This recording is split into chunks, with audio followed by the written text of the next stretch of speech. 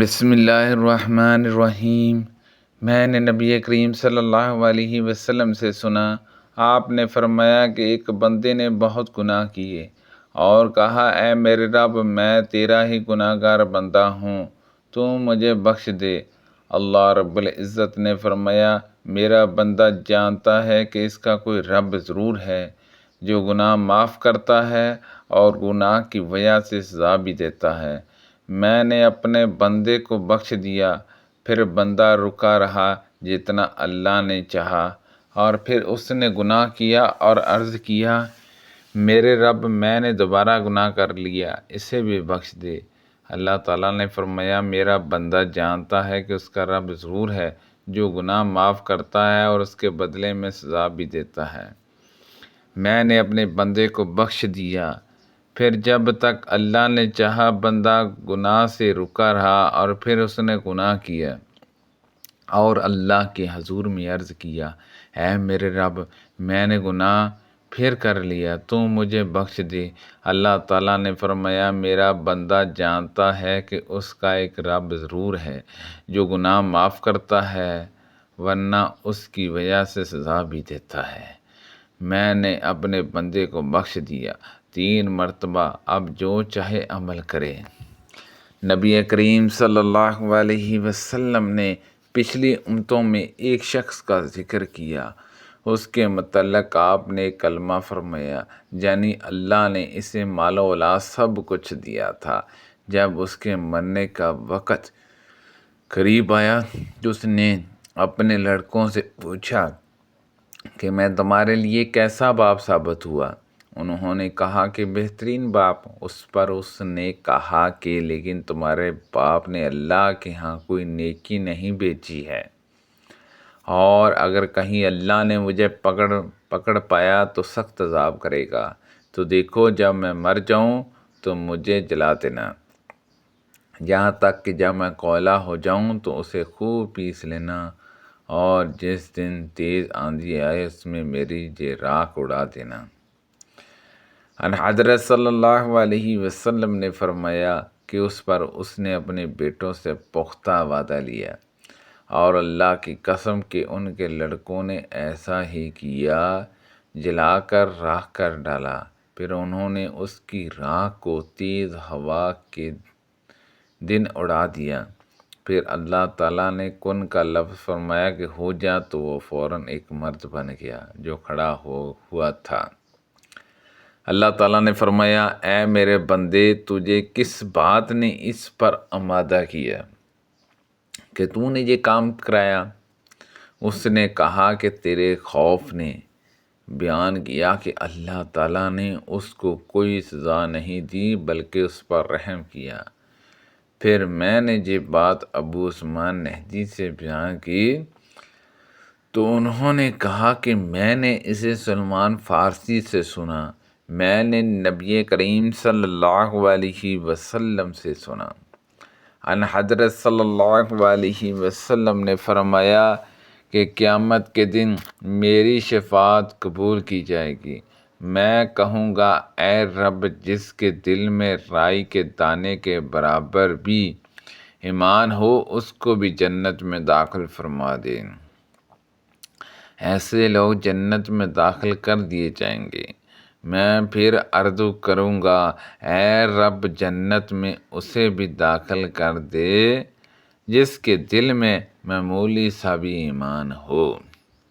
حضرت انس رضی اللہ عنہ نے کہا کہ گویا میں اس وقت بھی ان حضرت صلی اللہ علیہ وسلم کی انگلیوں کو طرف دیکھ رہا ہوں۔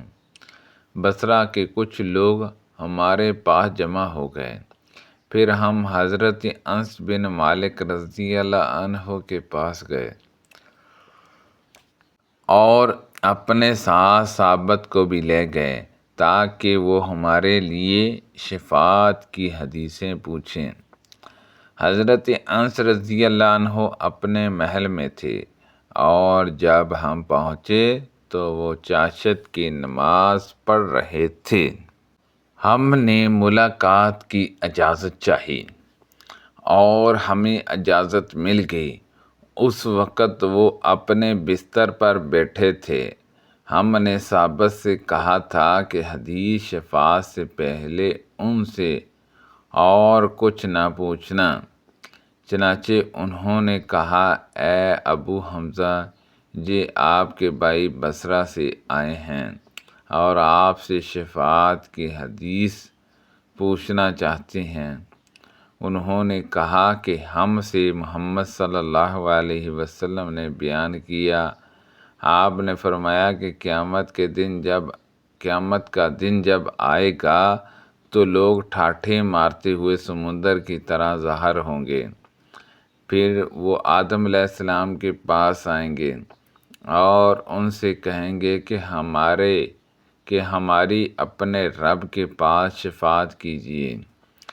وہ کہیں گے کہ میں اس قابل نہیں ہوں، تم ابراہیم علیہ السلام کے پاس جاؤ، وہ اللہ کے خلیل ہیں۔ لوگ ابراہیم علیہ السلام کے پاس آئیں گے، وہ بھی کہیں گے کہ میں اس قابل نہیں ہوں۔ ہاں تو موسیٰ علیہ السلام کے پاس جاؤ کہ وہ اللہ سے شرف ہم کلامی پانے والے ہیں۔ لوگ حضرت موسیٰ علیہ السلام کے پاس آئیں گے اور وہ بھی کہیں گے کہ میں اس قابل نہیں ہوں۔ البتہ تم عیسیٰ علیہ السلام کے پاس جاؤ کہ وہ اللہ کی روح اور اس کا کلمہ ہے۔ چنانچہ لوگ حضرت عیسیٰ علیہ السلام کے پاس آئیں گے، وہ بھی کہیں گے کہ میں اس قابل نہیں ہوں۔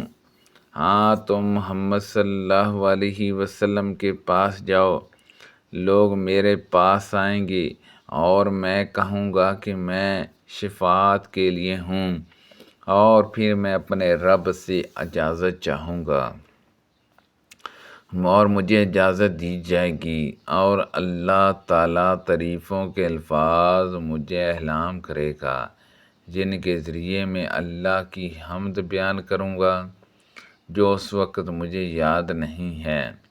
چنانچہ جب میں یہ تعریفیں بیان کروں گا، اللہ کے حضور میں سجدہ کرنے والا ہو جاؤں گا، تو مجھ سے کہا جائے گا، اے محمد صلی اللہ علیہ وسلم، اپنا سر اٹھاؤ، جو کہو وہ سنا جائے گا، جو مانگو گے وہ دیا جائے گا، جو شفاعت کرو گے قبول کی جائے گی۔ پھر میں کہوں گا، اے رب، میری امت، کہا جائے گا کہ جاؤ اور ان لوگوں کو دوزخ سے نکال لو جن کے دل میں ذرہ یا رائی برابر بھی ایمان ہو۔ چنانچہ میں جاؤں گا اور ایسا ہی کروں گا، پھر میں لوٹوں گا اور یہی تعریف پھر کروں گا اور اللہ کے لیے سجدے میں چلا جاؤں گا۔ مجھ سے کہا جائے گا، اپنا سر اٹھاؤ، کہو اب کی سنی جائے گی۔ میں کہوں گا، اے رب، میری امت۔ اللہ تعالیٰ فرمائے گا، جاؤ اور جس کے دل میں ایک رائی کے دانے کے کم سے کم تر حصے کے برابر بھی ایمان ہو، اسے بھی جہنم سے نکال لو۔ پھر میں جاؤں گا اور نکالوں گا۔ پھر جب ہم حضرت انس رضی اللہ عنہ کے پاس سے نکلے تو ہم نے اپنے بعض ساتھیوں سے کہا کہ ہمیں امام حسن بصری کے پاس بھی چلنا چاہیے۔ وہ اس وقت ابو خلیفہ کے مکان میں تھے اور ان سے وہ حدیث بیان کرنی چاہیے جو حضرت انس رضی اللہ عنہ نے ہم سے بیان کی ہے۔ چنانچہ ہم ان کے پاس آئے اور انہیں سلام کیا۔ پھر انہوں نے ہمیں اجازت دی اور ہم نے ان سے کہا کہ اے ابو سعید، ہم آپ کے پاس آپ کے بھائی انس بن مالک رضی اللہ عنہ کے جہاں سے آئے ہیں، اور انہوں نے ہم سے جو شفاعت کے متعلق حدیث بیان کی ہے اس جیسی حدیث ہم نے نہیں سنی۔ انہوں نے کہا کہ بیان کرو۔ ہم نے ان سے حدیث بیان کی۔ جب اس مقام تک پہنچے تو انہوں نے کہا کہ اور بیان کرو۔ ہم نے کہا کہ اس سے زیادہ انہوں نے نہیں بیان کی۔ انہوں نے کہا کہ حضرت انس رضی اللہ عنہ جب صحت مند تھے 20 سال آپ سے پہلے، تو انہوں نے مجھ سے یہ حدیث بیان کی تھی۔ مجھے معلوم نہیں کہ وہ باقی بھول گئے یا اس لیے بیان کرنا ناپسند کیا کہ کہیں لوگ بھروسہ نہ کر بیٹھیں۔ ہم نے کہا ابو سعید پھر آپ ہم سے وہ حدیث بیان کیجیے۔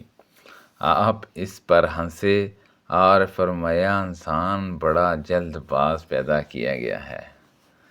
ہم نے اس کا ذکر ہی اس لیے کیا کہ تم سے بیان کرنا چاہتا ہوں۔ حضرت انس رضی اللہ عنہ نے مجھ سے اسی طرح حدیث بیان کی جس طرح تم سے بیان کی، اور اس میں یہ لفظ اور بڑھائے۔ ان حضرت صلی اللہ علیہ وسلم نے فرمایا کہ پھر میں چوتھی مرتبہ لوٹوں گا اور وہی تعریفیں کروں گا اور اللہ کے لیے سجدے میں چلا جاؤں گا۔ اللہ فرمائے گا اے محمد صلی اللہ علیہ وسلم اپنا سر اٹھاؤ، جو کہو گے سنا جائے گا، جو مانگو گے دیا جائے گا، جو شفاعت کرو گے قبول کی جائے گی۔ میں کہوں گا اے رب مجھے ان کے بارے میں بھی اجازت دیجیے جنہوں نے لا الہ الا اللہ کہا ہے۔ اللہ تعالیٰ فرمائے گا میری عزت، میرے جلال، میری کبرائی، میری بڑائی کی قسم، اس میں سے انہیں بھی نکال لوں گا جنہوں نے کلمہ لا الہ الا اللہ کہا ہے۔ سبحان اللہ عز و جل۔ اللہ پاک سے دعا ہے کہ اللہ پاک ان حدیثوں پر عمل کرنے کی توفیق عطا فرمائے۔ کو پڑھنے میں غلطی کوتاہی ہو گئی ہو اللہ پاک معاف فرمائے۔ صدقہ جاریہ سے زیادہ لوگوں تک شیئر کیجیے۔ آمین بجاہ النبی الامین صلی اللہ علیہ وسلم۔